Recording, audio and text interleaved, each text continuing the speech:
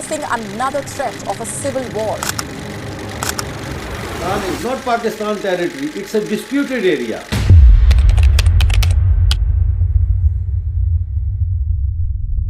What if I told you there's a hidden kingdom buried deep in the Himalayas, a land forgotten by history, yet older than most empires in our textbooks? A land that was once a center of Buddhist learning, shaped by Tibetan emperors, transformed by Sufi saints, and shattered by colonial invasion. This is Baltistan, a remote Himalayan valley nestled between Karakoram peaks and ancient Silk Road routes, whose past is more mysterious than its silence. Why did empires rise and fall here without a trace in our history books? Why are ancient Buddhist carvings, monuments, and even entire scripts missing from modern maps? Stay with me, because what you're about to uncover will change everything. Thousands of years ago, even before the rise of major empires like the Mauryas or Persians, the harsh, cold valleys of Baltistan were already inhabited. Archaeological findings in Hush Valley, Shigar, and Kaplu suggest that ancient peoples adapted to the high-altitude desert climate, building homes into rocks, worshipping celestial bodies, and possibly establishing one of the earliest mountain cultures in the world. Some scholars believe they might be linked to early Indus Valley migrants who moved north to escape climate collapse. Their tools resemble Harappan designs, but evolved for ice, not river valleys. Baltistan could be one of the missing links between ancient urban civilization and mountain nomadism.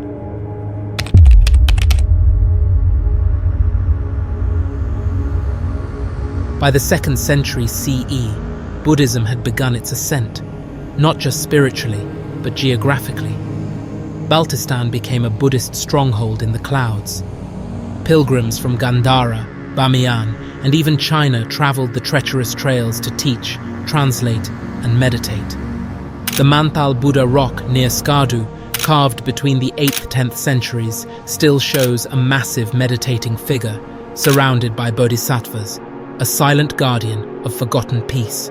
The monks built monasteries on cliff edges, inscribed teachings into caves, and trained Himalayan disciples in Tantric Buddhism, which would later spread to Ladakh and Tibet.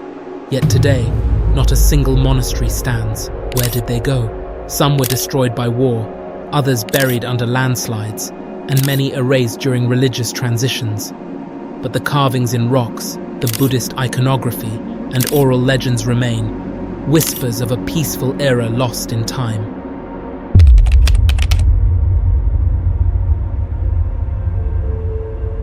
In the 7th century, Songtsen Gampo, the powerful Tibetan emperor, turned his eyes toward Baltistan. His armies crossed mountain passes, bringing with them not just swords, but scripts, customs, and new gods. Baltistan became Baltiyul in Tibetan, the water land. The conquest was not just military. Tibetan nobles married into local families. The Balti language absorbed Tibetan roots. Monasteries were rebuilt under the new empire. Balti, even today, preserves the classical Tibetan dialect, unlike modern Lhasa, which evolved dramatically. Baltistan became a melting pot, Tibetan in script, Buddhist in soul, but ethnically unique.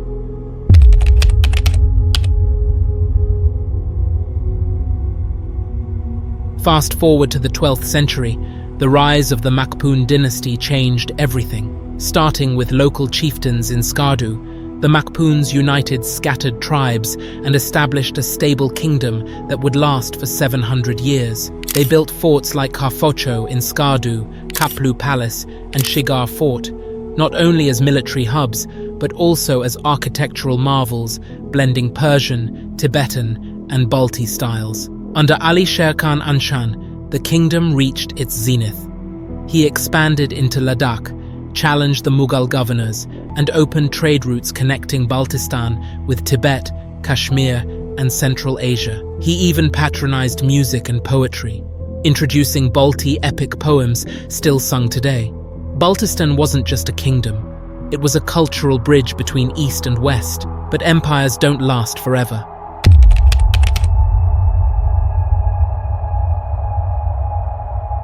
In the mid-1800s, after the weakening of the Mughal Empire, the Dogra rulers of Jammu under Gulab Singh launched a campaign to conquer Baltistan. Despite fierce resistance, the Makpun Dynasty collapsed. Skardu Fort was captured, nobles exiled, royal bloodlines shattered. The Dogras annexed Baltistan into the princely state of Jammu and Kashmir. The unique Balti script, now seen only in manuscripts, was replaced by Persian. Religious sites were looted, temples turned to ruins, monasteries abandoned, and just like that, centuries of autonomy were erased. Baltistan was no longer a kingdom, just a region under rule.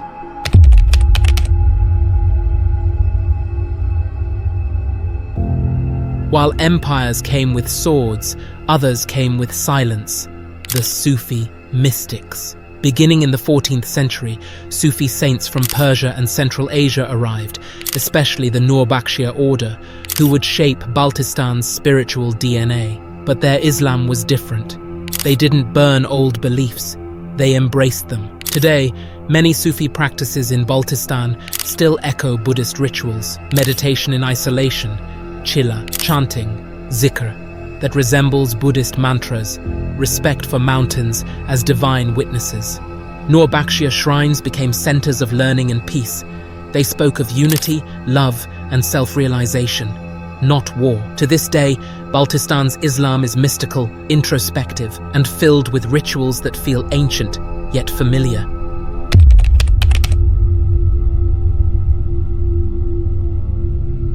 Then came 1947. The world changed.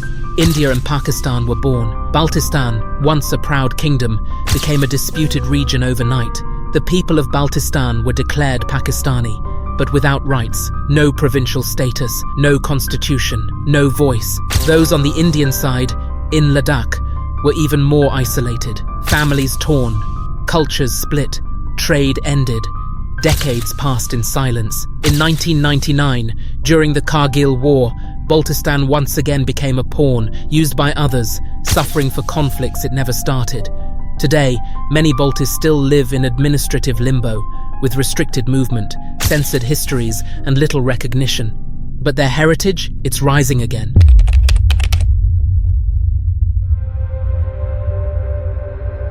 In recent years, local historians, youth and explorers have started rewriting what was erased. Young Baltis are learning old Tibetan scripts, reviving Balti folk music, restoring Buddhist petroglyphs, and protecting ancient forts. In Skardu, tourism has started to grow, but more importantly, identity is growing. The world is beginning to realize that Baltistan isn't just a scenic mountain spot.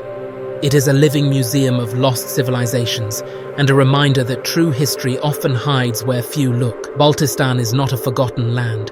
It's a silenced land, and now it's speaking again.